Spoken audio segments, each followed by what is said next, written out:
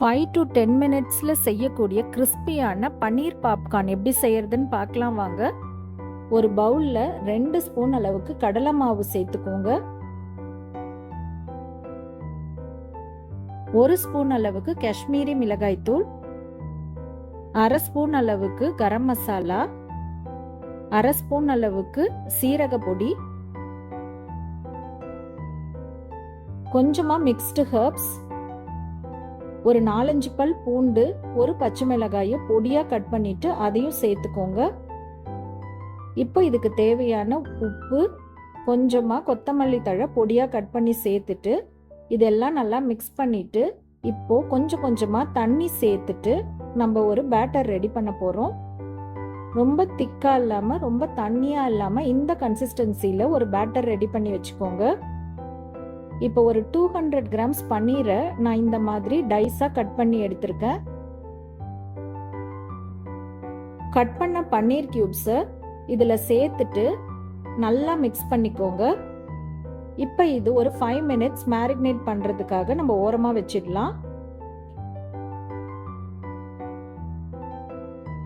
நான் இன்னைக்கு ஒரு 200 கிராம்ஸ் பன்னீர் எடுத்திருக்கேன். நீங்கள் இதை விட அதிகமாக செய்யணும்னா நான் சொன்ன மெஷர்மெண்ட்டை அப்படியே டபுள் பண்ணி சேர்த்துக்கோங்க.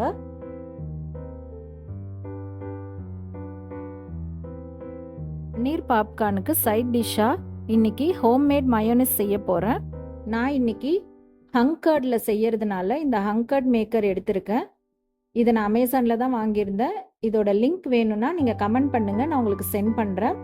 இதில் பார்த்தீங்கன்னா ஃபில்டர், அதோட வாட்டர் கலெக்ட் ஆகிறதுக்கு அடியில் ஒரு கண்டெய்னர் இருக்கு. இப்போ இதில் நம்ம கெட்டியான தயிர் ஆட் பண்ண போகிறோம்.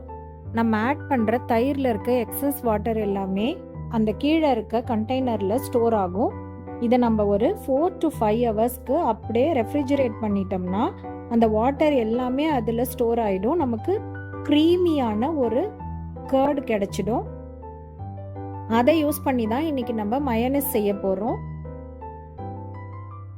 இப்போ இதை ஒரு 4 to 5 ஹவர்ஸ் நான் ரெஃப்ரிஜரேட்டரில் வைக்கிறேன்.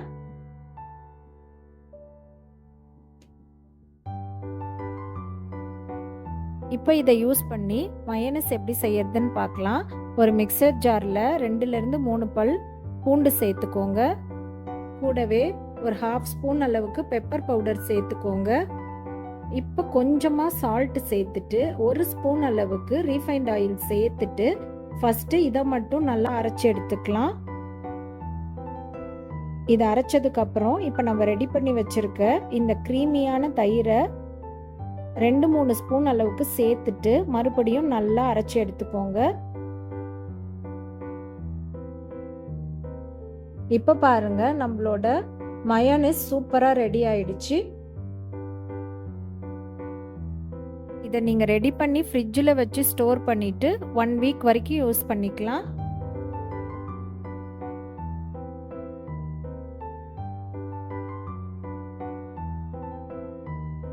இந்த மாதிரி கார்ன்ஃப்ளேக்ஸ் எல்லா சூப்பர் மார்க்கெட்ஸ்லேயும் கிடைக்கும். இது ஒரு கப் அளவு எடுத்துட்டு நல்லா கையாலே இந்த மாதிரி க்ரஷ் பண்ணி வச்சுக்கோங்க. இல்லைனா நீங்கள் மிக்சியில் கூட சேர்த்துட்டு பல்ஸ் மோடில் இந்த மாதிரி அரைச்சி எடுத்துக்கோங்க.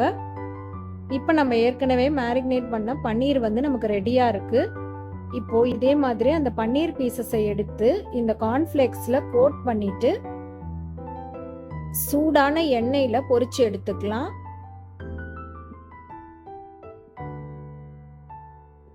எண்ணெயை நல்லா ஹை ஃப்ளேமில் வச்சு சூடு பண்ணிட்டு சிம் பண்ணிட்டு நம்ம இந்த மாதிரி இந்த பன்னீர் பீசஸை போட்டு எடுத்தோம்னா நல்லா கிறிஸ்பியான பன்னீர் பாப்கார்ன் ரெடி ஆகிடும்.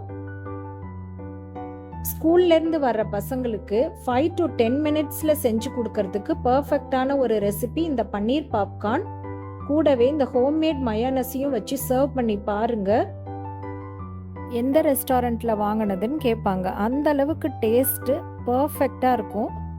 இன்னையே வெயிட் பண்ணுறீங்க, இப்போவே பன்னீர் வாங்கிட்டு ஈவினிங் ஸ்கூல் விட்டு வர உங்கள் பசங்களுக்கு செஞ்சு கொடுத்து அசத்துங்க.